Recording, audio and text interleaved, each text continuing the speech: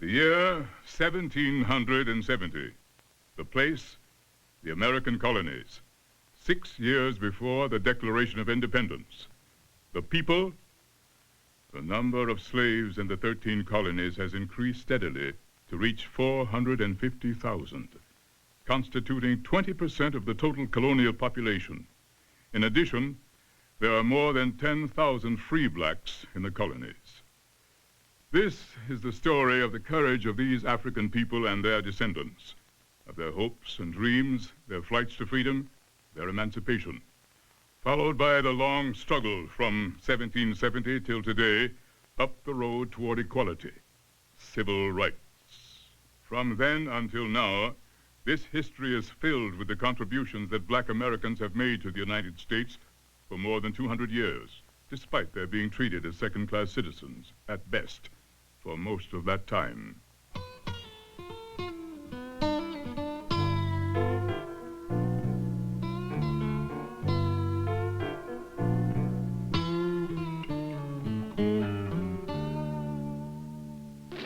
Remain for a moment in the year 1770.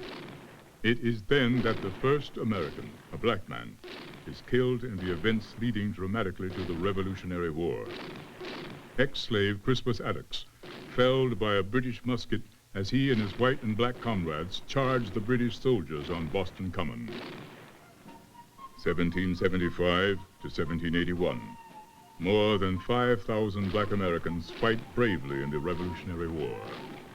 Slave and free man, they line up with white Americans at the battles of Lexington, Concord, Ticonderoga, and Bunker Hill. Black men are with General Washington when he crosses the icy Delaware to capture Trenton. A few of them are volunteers from the North and South. Some win their freedom with their courage, but others go back to bondage under the heels of plantation owners. However, protest among slaves and in their behalf is increased by the Revolutionary War and by the ideals proclaimed in the Declaration of Independence, that all men are created equal and are endowed with certain inalienable rights. How hollow these words are for Southern slaves, often working 18 hours a day in the fields, who find lofty words no relief from slave auctions and chains. 1787. When the Constitution of the United States is being written in Philadelphia, the South will approve it only if slavery is not made an issue. The city of Washington is laid out as a new capital of the United States. Benjamin Banneker, son of a freed slave and a well-known scientist and surveyor, is one of the three-man team headed by Frenchman Pierre L'Enfant, designing Washington as a beautiful, unique city. When L'Enfant is fired and unexpectedly takes all the charts and maps with him, Banneker solves the problem by an incredible feat of architectural mastery, reconstructing from memory every line and circle of the complex plans. The 1790s. Why is the number of slaves growing so rapidly? The main answer lies in the invention of a northerner, Eli Whitney, whose cotton gin vastly increases the profitability of slave labor and makes cotton very big business as the cotton revolution spreads all through the South. Slave catchers set up a profitable trade throughout New England, tracking and recapturing valuable runaway slaves. But there's a heavy outcry against this practice, and anti-slavery sentiment began spreading slowly through the North. War of 1812. Hundreds of blacks fight under General Andrew Jackson, who praises their courage. Part of the naval forces at the crucial battle of Lake Erie is black, honored for bravery under fire. It is 1830. The Southern slave economy now has 3 million blacks in bondage. The American Anti-Slavery Society is founded in the North, and in only 7 years has 250,000 members in 15 states, including many free blacks. The South is enraged. 1830s to 1840s. Abolitionists and church groups, especially Quakers, push for black education. Southern whites, many of them slave owners themselves, are sentenced to jail for teaching slaves to read and write. Mobs sometimes invade schools, burn books. 1840 to 1850. Thousands of blacks escape to the north, fighting enormous odds. Trailed by slave catchers, many blacks drowned in rivers and swamps. Thousands of men and women in the North and South devote their lives to emancipation, but they face increasingly greater odds. With the most discouraging counterblow of all, the new fugitive slave law of 1850, forcing federal marshals to arrest suspected fugitive slaves. For half a century, from 1810 to 1860, white and black abolitionists in both the North and South secretly helped more than 100,000 slaves steal away to freedom in the North. Harriet Tubman, a South Carolina runaway slave, is the symbol of the Underground Railroad. She makes her own escape in 1840, hiding by day in barns, wading rivers at night, wet and hungry, with only the North Star to guide her, eventually reaching Philadelphia. The stations of the highly organized Underground Railroad are a series of barns and cellars in the South and North, about 21 miles apart, where escaping slaves hide and are fed during the day. Tubman makes 19 trips, risking her life to bring out more than 300 slaves, knowing there's a $60,000 price on her head, dead or alive. Another famous escapee is Frederick Douglass, born a slave in 1817. Eventually, he's to become the most important and eloquent black abolitionist of the 19th century. As a boy, he is taught to read and write by a kind mistress in Baltimore. Back on the plantation, despite hunger and beatings, he never loses faith that he will someday be a free man.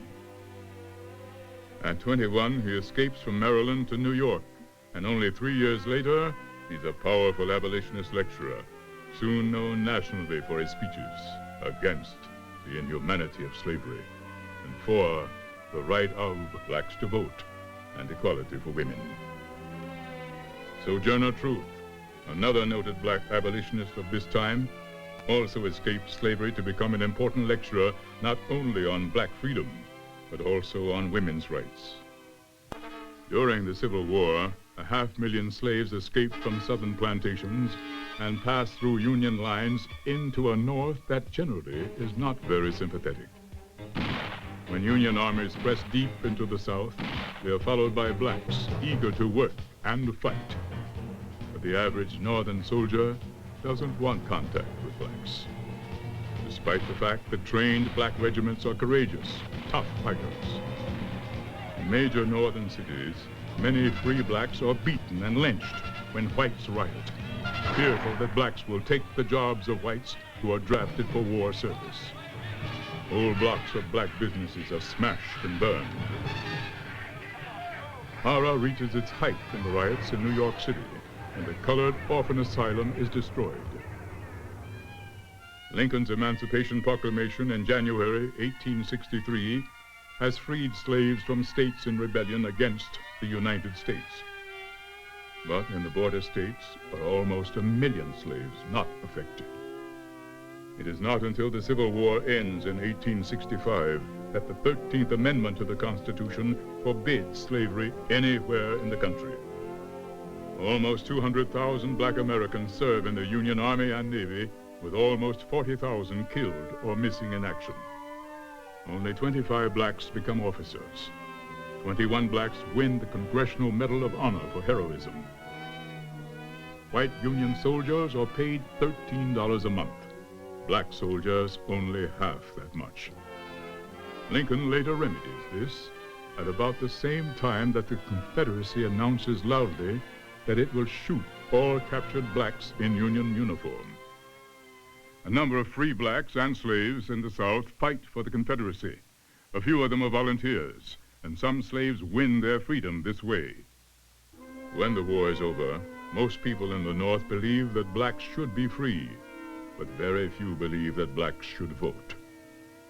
However, for the moment, voting is not the first priority for helping blacks in the unfriendly post-war South. Assisting ex-slaves get land, tools, build homes and schools. These are the difficult primary tasks established by the Freedmen's Bureau of the Army. But progress is slow. mainly because segregation is still the order of the day in the shambles of a defiant South. Black communities spring up rapidly in New York, Boston, and other key cities. Freedmen's societies provide funds for books and teachers for former slaves in both the South and North. Most abolitionists strongly protest segregation in both North and South. But adding to the confusion, other abolitionists are not concerned with segregation as an issue, but only with freedom from slavery. Despite these differences, the beginning of free education for blacks comes out of these early efforts. The Freedmen's Bureau distributes food and medicines, and later builds 4,000 schools, where teachers risk their lives in an angry South to teach black children. 1867, resistance to giving blacks the needed help results in the federal government placing 10 southern states under the Reconstruction Act. Deep animosities flare. Some Southerners charge that abuses by federal occupation troops are as brutal as the problems they're trying to resolve. 5 years after the Emancipation Proclamation, all blacks are granted citizenship by the 14th Amendment. But enforcement of the law is another matter. Most Southerners and many Northerners still refuse to treat black Americans as fellow citizens. So blacks rebel, only to face race riots in many southern cities. Hundreds die in the clashes. In 1870, the 15th Amendment is passed, asserting that the right to vote shall not be denied on account of race, color, or previous condition of servitude. Northern troops and the Freedmen's Bureau speed south to supervise voting procedures. Angry Southern whites use secret terrorist groups, especially the Ku Klux Klan, to intimidate blacks. The Klan's hooded night riders terrorize with fire, tar and feathers, and lynchings. Blacks learn the hard way. If they vote during the day, they risk being flogged at night. But black votes finally count, and 8 southern states send some black Americans to Congress in the 1870s. Primarily ministers and teachers, deeply concerned with helping to rehabilitate the entire war-ravaged South. All through the South, the right to vote is endangered by new poll taxes and unfair demands that blacks be able to read if they want to vote. In the meantime, early labor organizations in the South and North bar blacks from membership. Blacks get the worst jobs and are paid less for the same work. With jobs scarce, crops failing, and the Klan burning crosses, black Americans by the thousands leave the South and head to newly opened public lands in Kansas and Oklahoma, only to find that conditions there are not much better. Black demand for education increases rapidly after the Civil War. In a few northern communities, there's formal schooling for blacks. But the South remains hostile, and often black schools are burned. From 1875 to 1900, it's generally accepted by whites that there will be no school integration in the South or North. At this point, there's a pioneer in black education, Booker T. Washington, who begins by accepting that school segregation is a fact of his times. Born a slave, he teaches himself to read as a boy, fighting to get an education, and eventually establishes the Tuskegee Institute when he is only 27. He makes Tuskegee a school to produce black teachers for black children, so badly needed in the South. Students build the institute as they study. Booker T. Washington emphasizes industrial education along with academics. As the institute becomes a model for education that combines training in the trades with cultural studies, Washington is criticized for not fighting politically in behalf of black rights. But he knows it's not easy to walk the razor's edge between black pride and white prejudice. The first major population shift comes before the turn of the century. Thousands of black Americans move north, hoping for a better life. What they find usually is that whites are uneasy and frightened, worried that blacks will take their jobs. The legacy of slavery, North and South, is racism. hostility develops into hundreds of race riots, blacks learn a bitter lesson, that northern violence isn't any different from southern violence. Angry demand for punishment of lynchers grows into a major black American crusade by the end of the century.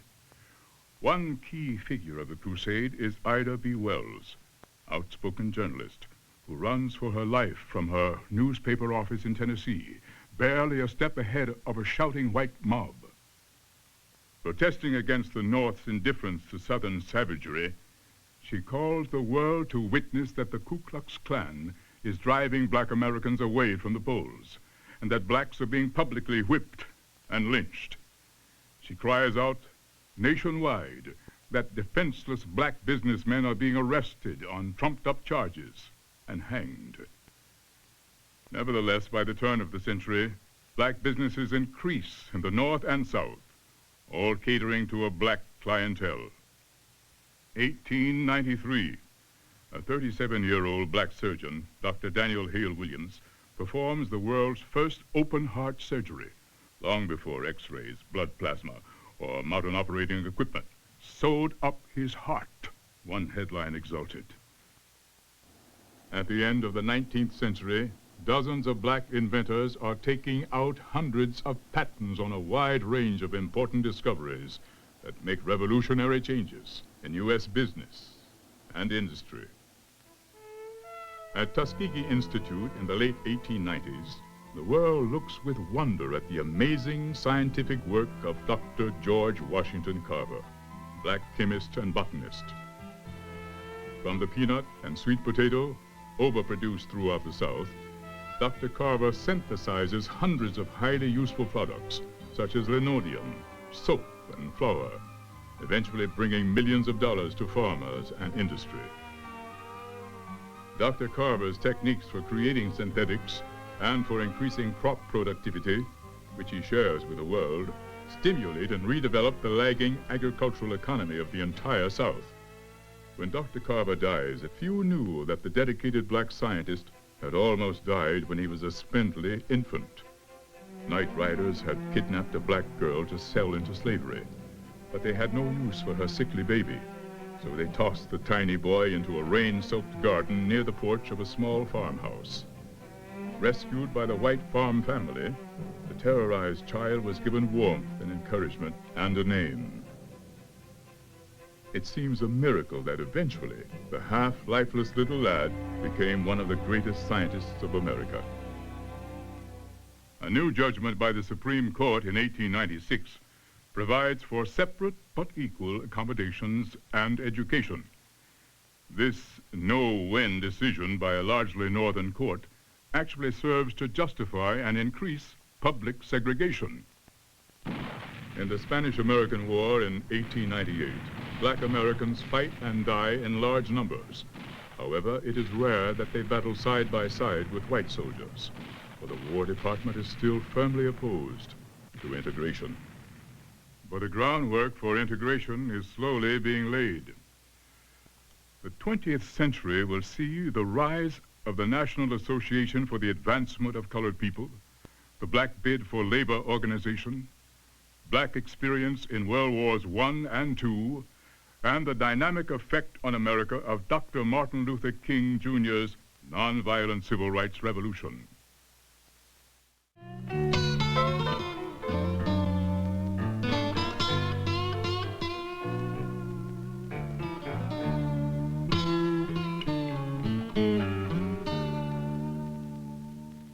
The unending struggle of black Americans for equality begins to take new public forms at the end of the 19th century. As the new century dawns, a two-man American team is applauded in headlines all over the world as the first to reach the North Pole. Naval Officer Robert Peary and black explorer Matthew Henson risk starvation to plant the stars and stripes at the top of the world and win Congressional Medals of Honor. At about the same time, 2,500 blacks are graduated from college, though only some 20 black Americans will be elected to Congress in the next 3 decades. The continuing color line forces black Americans to develop their own businesses, up to 40,000 by 1914. Across the country, mob violence against black Americans in a desperate effort to keep blacks in a subservient position. Almost no police protection anywhere in the nation. Black leaders and sympathetic whites, recognizing that blacks must have equal protection under the law, organized the NAACP, the National Association for the Advancement of Colored People, with a black and white board of directors to push for equality in every aspect of American life. Leader of the movement is W.E.B. Du Bois, a writer, professor, historian, and sociologist, the first black Ph.D. from Harvard, and the author of the pioneering works, The Souls of Black Folk and the World and Africa. Soon, the NAACP has 40 branches nationwide, working in cooperation with the Urban League. It stands today widely acknowledged as the chief lobbying, legal, and educational arm in the never-ending fight for civil rights. One of America's earliest leaders in black labor organization is A. Philip Randolph. When the American Federation of Labor pushes for separate unions for whites and blacks, Randolph demands equality for black American workers and is beaten and jailed as the U.S. moves into World War I. But by 1925, Randolph organizes the Brotherhood of Sleeping Car Porters, forcing the AFL to grant an international charter for its 35,000 members. It is the first black labor organization with significant bargaining power. New contracts, better pay follow, and the example of Randolph's achievement has wide influence in labor organization over the years. In World War I, training of 500,000 black soldiers is in segregated camps, many in unfriendly southern states. 30,000 blacks finally get into combat in Europe, while thousands of others unload ships at European ports and work in labor battalions. The NAACP pushes for training of black officers. Eventually, about 750 are commissioned to serve only with black troops. The 389th Infantry Regiment from New York, 1,500 black enlisted men and officers, one of the most formidable fighting forces in the war. For 6 unbroken months, continually in the bloody trenches of France, never retreating, winning the Croix de Guerre for every man, the survivors and the dead. Proud black soldiers returning home in 1919 to seek jobs at equal pay for equal work are met with race riots. As the Ku Klux Klan goes on the offensive from New England to Florida, thousands of black families are burned out of their homes. Another great population shift starts in the U.S. during World War I. Eager to find jobs, 1 million black Americans desert ramshackle cabins in the South, where many of them had been exploited sharecroppers, and migrate to crowded black ghettos in the North.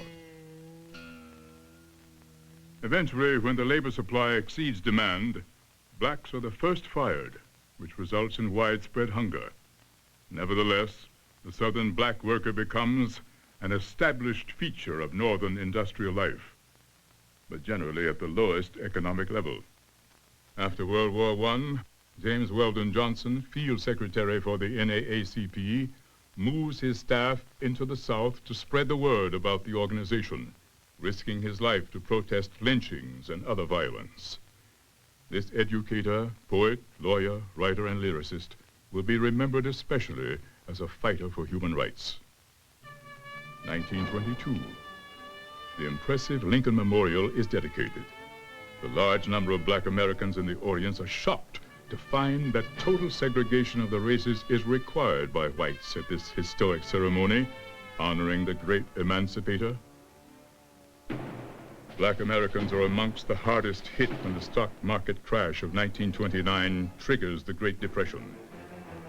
Often end on breadlines. But the Communist and Socialist parties do not attract a sizable black following in their bid for black support. President Roosevelt's New Deal helps fight poverty, crossing color lines. By 1939, the Works Progress Administration is helping blacks to work more steadily. While the Great Depression is battering the black American economy, Mary McLeod Bethune is forcing integration of the medical staff at Johns Hopkins Hospital in Baltimore. Many other hospitals nationwide slowly follow. As a child, she picked cotton in South Carolina, but nothing could stand in the way of her determination to get an education. Eventually, she is to found Bethune-Cookman College for black students, and later, in Florida, sets up the first black hospital that has both black and white nurses and doctors on staff. The influence of this breakthrough spreads through the South. In 1935, her position in history is further ensured with the founding of the important National Council of Negro Women, which is still dedicated to the civil rights of all women. In the late 1930s, America is still committed to a policy of separate but equal facilities for black Americans. Most black colleges are oriented toward industrial training, but many black students want a broad education in the humanities, history, literature, and the sciences. Black students who apply to white graduate schools, however, are rejected without explanation. Black churches make a strong effort in the battle for equality for the entire black community. One church leader is Reverend Adam Clayton Powell, Jr. from Harlem, who organizes boycotts, so-called slowdowns, and other campaigns of resistance to discrimination. An internationally known surgeon, Dr. Charles Drew, pioneers work in the collection, processing, and transportation of huge amounts of blood plasma, which saves hundreds of thousands of lives in Europe and America during World War II. His unique plasma work is the basis for future large-scale Red Cross blood programs around the world. In 1941, he refuses a demand from the armed forces to segregate the blood of black and white donors on the factual basis that black blood and white blood are the same and indistinguishable, and it costs him his position. His vindication comes too late, after he dies in an automobile accident in 1950. Before Pearl Harbor, blacks served only as messmen on Navy ships. One of them, Dory Miller, leaps to a battle station to replace a dead anti-aircraft gunner and shoots down 4 enemy planes attacking the battleship Arizona. He becomes the first black hero of World War II, a war in which black and white troops generally do not fight side by side. Colonel Benjamin O. Davis, Jr., a superb fighter pilot, commands an all-black group in 1943 that has the essential job of strafing and bombing coastal bases to soften up enemy defenses before the Allied invasion of Europe.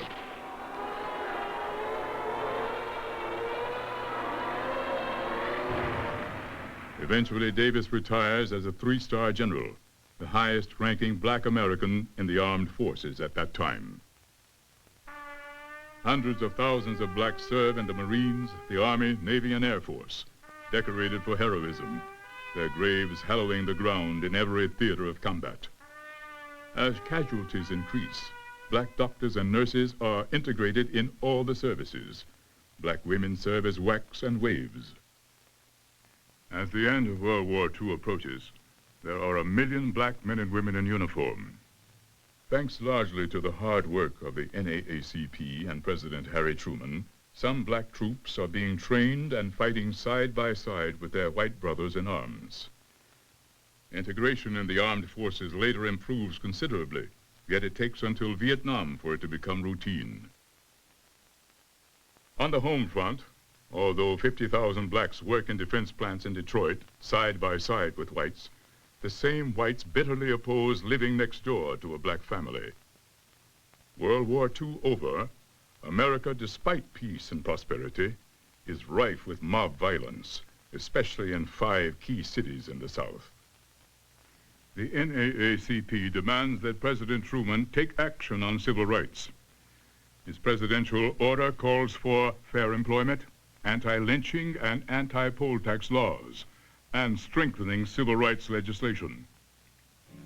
The Supreme Court finally rules against discrimination in housing. Slowly, things are moving. Dr. Ralph Bunch helps draft the Charter of the United Nations after World War II and becomes the highest-ranking American on the United Nations staff. He later brings about armistices all over the world, including one between Israel and the Arabs, which guarantees Israel's right to exist. For this, he's awarded the Nobel Peace Prize in 1950. Whitney Young, Jr., a northern black social worker and educator, goes south in the late 1940s to train young blacks for social justice work all over the country. Appointed head of the Urban League in New York, he makes tremendous strides in encouraging black education, especially for children.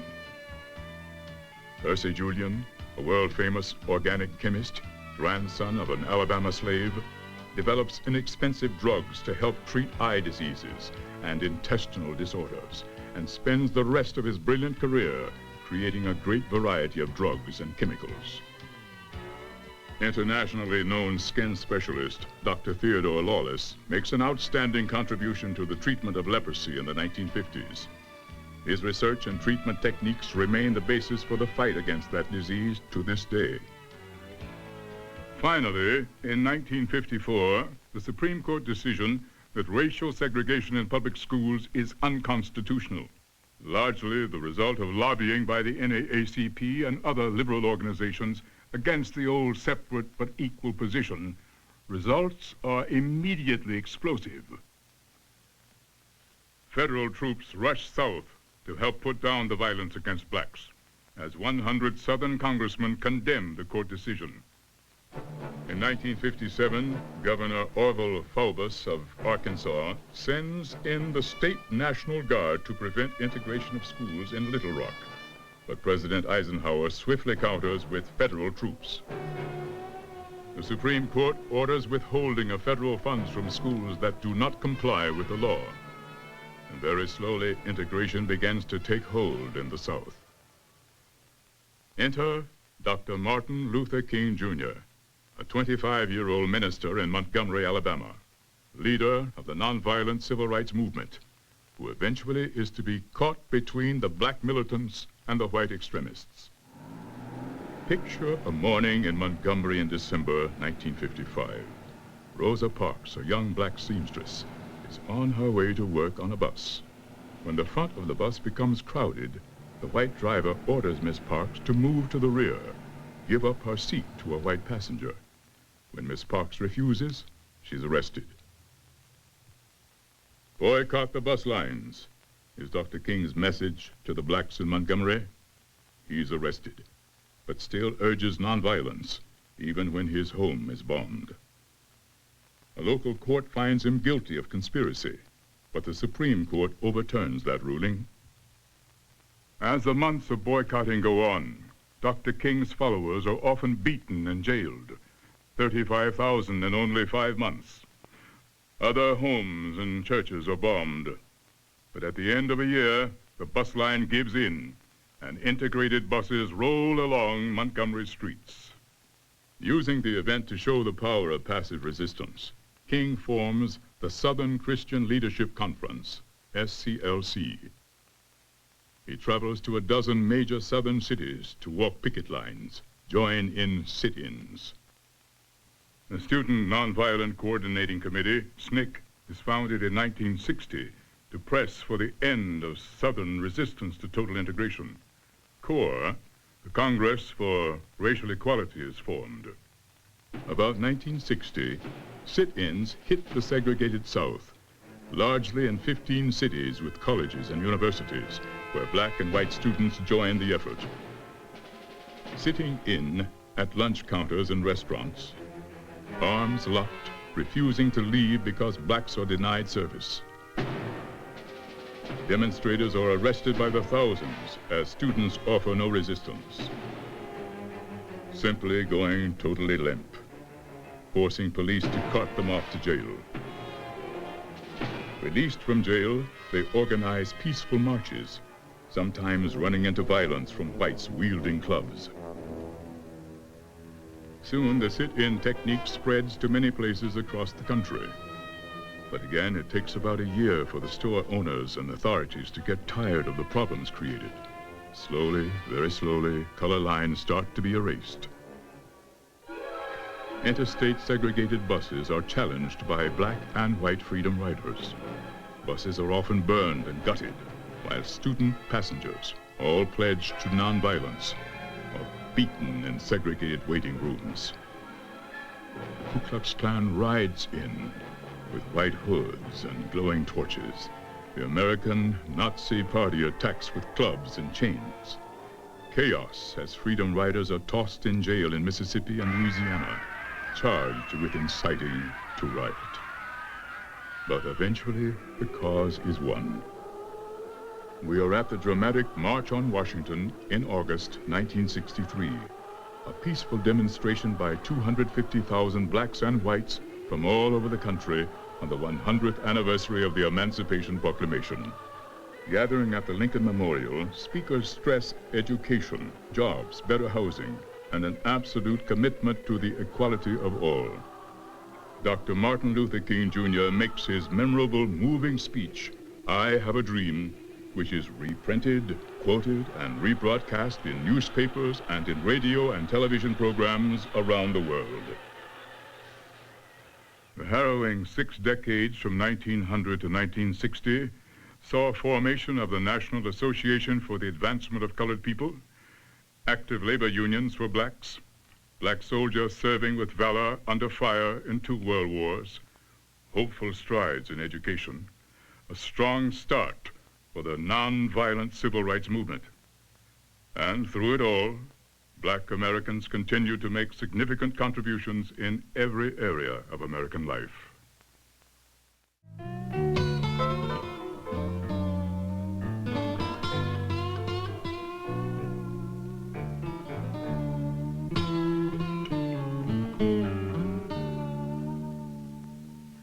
As the 20th century goes past its halfway mark, the crusade for civil rights goes on. The aim is to eradicate the color line at last and to diminish the glaring disparities between white and black communities in average income, education, housing, employment, and health, as well as to deal with the new problems in the interaction with other minority groups. In 1963-64, Dr. Martin Luther King Jr. has a primary goal: push for black voting registration throughout the South with the help of the Student Nonviolent Coordinating Committee. Eventually, 500 blacks were arrested, 300 jailed, as Alabama Governor George Wallace pledges segregation forever.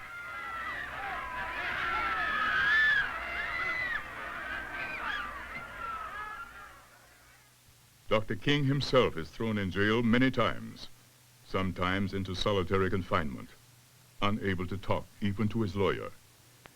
In Virginia, 47 peaceful demonstrators are beaten badly, end up in the hospital.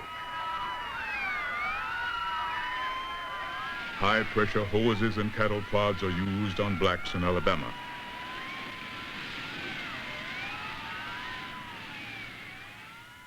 NAACP's field secretary, Medgar Evers, shot to death in front of his home in Montgomery. But the overall statistics for the nonviolent black movement are impressive. 930 protest demonstrations in 115 cities in 11 southern states. Dr. King's message captures world attention when he is awarded the Nobel Peace Prize in 1964. Oh, the Nobel Peace Prize. The methods of nonviolence advocated by Dr. King are too slow for some angry black militants who demand equality immediately. In the hot summers of the mid and late 1960s, impatience explodes in the urban ghettos. Fire spills into the streets in more than 100 cities across the country. Violent messages of despair and anger, not to be contained by counsels of moderation by those feeling less pain. Eventually, the flames of rage subside as the focus shifts to a collaborative search for jobs, educational opportunities, housing and funding for needed health programs and cultural activities. Dr. King is only 39 years old when destiny leads him to Memphis to to participate in a demonstration by city sanitation workers. We must let the nation know, and we must let the world know. While in Memphis, Martin Luther King Jr., world spokesman for peace, hope, and love, and progress, is assassinated. The nation is in shock. But the dream of the prophet of nonviolent revolution lives on, and on his birthday on January 15, 1986, almost 2 decades after his death, America observes a new national holiday as a bust of Dr. King is unveiled in the rotunda of the Capitol. Encouraged by the March on Washington, the NAACP and other black organizations are strengthening their lobbies to get the 1964 Civil Rights Act through Congress and signed by President Johnson, despite bitter opposition by many Southern congressmen. It's a landmark in the fight to stop racial injustice against all minorities. It forbids discrimination in hotels, transportation, theaters, restaurants. It authorizes use of government funds in support of educational desegregation. It prohibits private employers from discrimination on the basis of race or sex. But making it work is another matter. The Reverend Jesse Jackson joins the Southern Christian Leadership Conference and takes a forceful role in Dr. King's nonviolent demonstrations in the 1960s. After Dr. King's assassination, Jackson establishes PUSH, People United for Serving Humanity, to encourage business to invest in minority business enterprises and to promote education for black youth. Years later, when Jackson has a national reputation, he runs for president in the 1984 primaries. Most people feel it's doubtful he will win the Democratic Party nomination. Instead, many see Jackson's presidential bid, his Rainbow Coalition, as a platform from which to speak out for all minorities, at home and abroad. As school segregation lingers, the federal government begins enforcing educational equality by threatening to withhold funds from schools that do not comply. Another method used is busing, shuttling both white and black students to other schools in an attempt to assure racial balance. Black and white officials recognize that sometimes busing works, sometimes it does not. Concerned citizens point out that it is essential to realize that true equality for black Americans will come only with improved education and training, more jobs, more financial investment by whites, and affordable housing for minorities. In the early 1960s in Massachusetts, Edward Brooke III becomes the first black to be elected Attorney General of a state. Next step up for him is the U.S. Senate, the first black American to be elected to this position since the days of Reconstruction. Reverend Andrew Young, first, years ago, a minister among the poor in rural areas of Georgia. Then, a strong backup to Dr. King in the nonviolent fight for civil rights. He is elected to Congress in 1972. Then, President Carter appoints him ambassador to the United Nations. Later, he wins the election for mayor of a major southern city, Atlanta, Georgia. As black power increases in the 1970s, about 100 black mayors are elected in cities of all sizes, some with heavy white support. Presidents Johnson and Nixon appoint Walter E. Washington as the commissioner and chief executive for the nation's capital. And in 1974, he is elected mayor. Tom Bradley, a former policeman, serving as mayor of Los Angeles, the second largest city in the USA. He will eventually be nominated twice for governor of California. Thurgood Marshall, first black justice of the Supreme Court of the United States, appointed in 1967, has spent his life working for the legal rights of all minorities. He gained his judicial experience as chief legal counsel for the NAACP. And what of black Americans in the arts, music, literature, theater, and sports? Here are just a few of the men and women who, in spite of the tremendous difficulties facing them and their parents and grandparents, opened the doors for future generations. W.C. Handy, father of the blues, cornet player and composer, helps the new black musical art forms of ragtime, blues, and Dixieland jazz command nationwide attention. Louis Armstrong played ragtime and Dixieland in the honky-tonks of New Orleans while still in his teens. He is said by some critics to be the greatest single figure in the history of jazz. Dean Dixon, first major black American conductor with the foremost symphonic orchestras in the world. William Grant Still, composing for the leading orchestras and opera companies around the globe. Duke Ellington, recipient of the Medal of Freedom, the highest civilian award given by the United States government, makes a profound and lasting impression on American music. Ray Charles, blind musician, singer, and international recording artist, winning acclaim for his jazz, blues, and gospel music. Langston Hughes, poet, novelist, playwright, is the most important black literary figure of his time. James Baldwin, born in a Harlem tenement, skyrockets to international fame with his angry novels and bitter plays and his masterly indictment of modern racism in The Fire Next Time. Richard Wright, son of a Mississippi sharecropper, becomes one of America's major authors. Gwendolyn Brooks is awarded the Pulitzer Prize for Poetry in 1950. Marian Anderson, brilliantly talented contralto, burst through racial barriers to become the first black singer at New York's Metropolitan Opera. Back in 1939, when the Daughters of the American Revolution in Washington refused to permit her to sing in Constitution Hall, she's invited by the First Lady, Eleanor Roosevelt, to sing instead in front of the Lincoln Memorial to a cheering, deeply moved interracial audience of 100,000.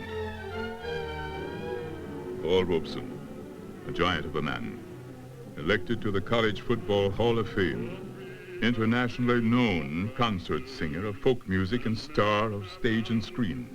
He was a great voice opposing racist repression. Ethel Waters, actress and singer, emerged from the Philadelphia slums to prominence on Broadway and in Hollywood. Nat King Cole, one of the most respected entertainers of the post-World War II era, and to this day, as a singer and jazz piano virtuoso.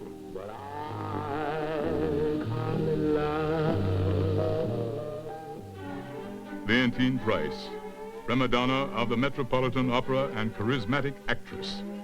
Her sumptuous voice has been especially enjoyed in her performances of Verdi's great heroines.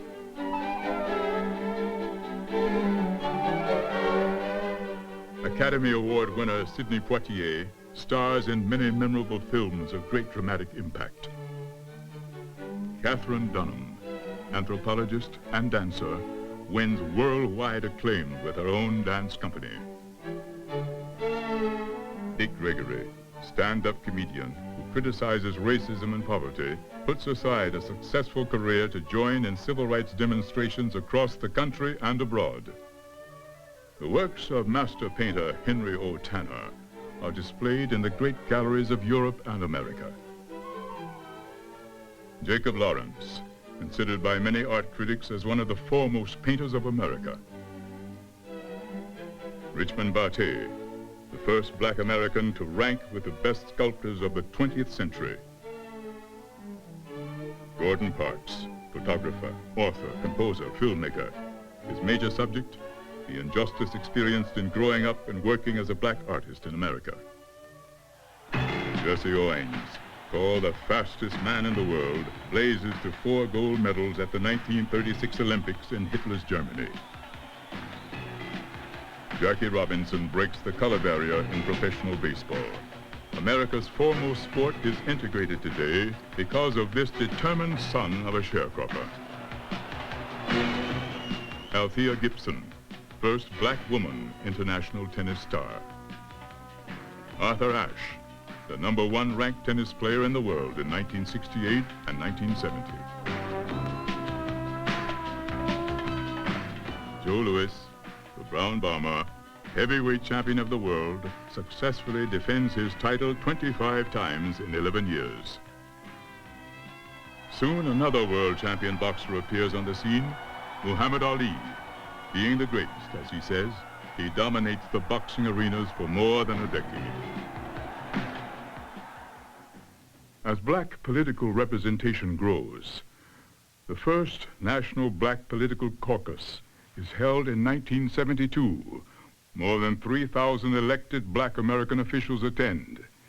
They discuss ways to meet black needs within the existing political framework of the Democratic and Republican parties, rejecting black nationalist slogans, calling for separation of the races. A black political caucus is founded in Congress, and in the late 1970s, black lieutenant governors and more black men and women are elected to Congress. The decade of the 80s begins with black Americans keenly aware that 1/3 of them still live in poverty, and that there is an ever-present need for a continuing and vigorous civil rights movement. Emphasis is on action at all levels of the political process to fight discrimination, inequity, and racism in all their forms. Strong efforts to help correct the severe problems of inner cities nationwide are being made by the National Urban League, the National Urban Coalition, and the National Council of Negro Women, applying ideas and funds derived from industrial, governmental, and corporate groups, black and white.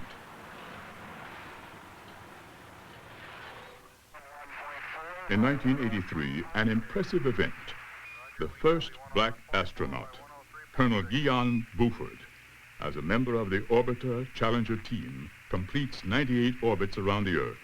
Thank you. Roger out. The key to progress is education. Today, black students and faculty are represented at most U.S. colleges and universities. Even though black professors make up only a small percentage of the faculty at predominantly white colleges. Prestigious black colleges are noticing a drop in enrollment as more black students attend traditionally white universities. The number of black professionals, both men and women, continues to climb.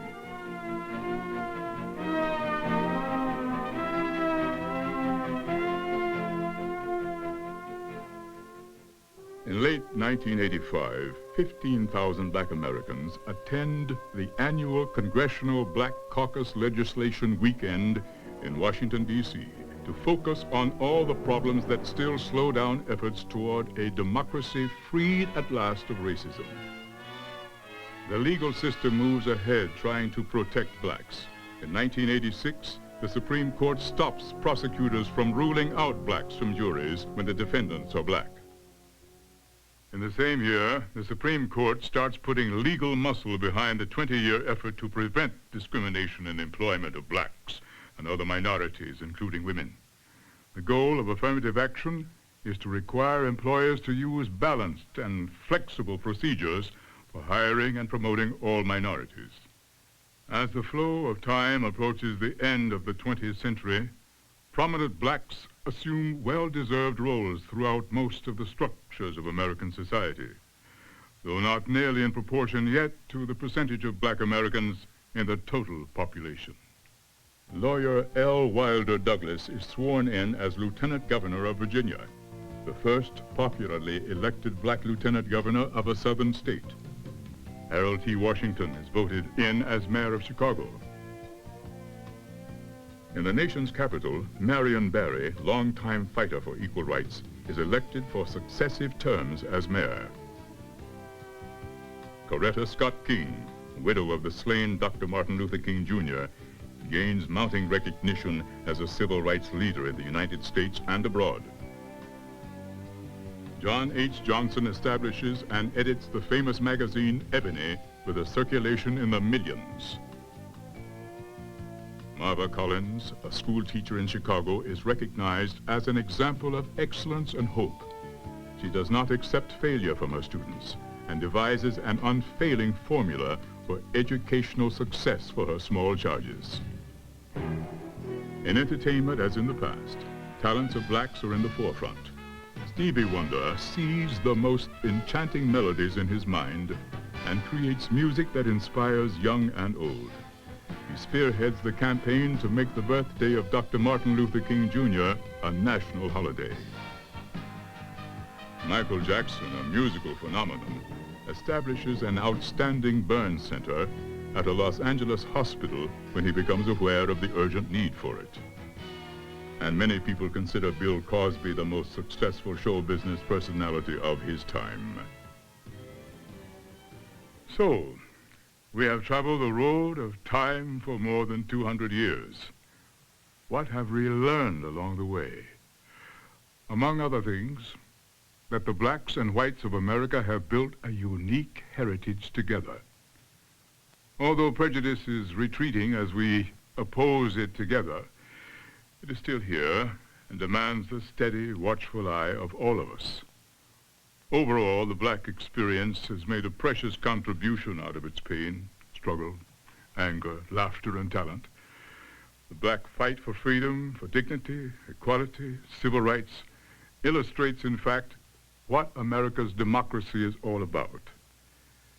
At its best, American democracy safeguards protest and seeks means to weigh it and meet its just demands.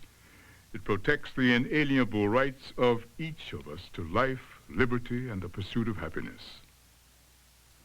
Without this, we cannot keep striving to achieve for ourselves and others the ideal that is emblazoned over the entrance of the Supreme Court building in Washington, D.C. Equal justice under law.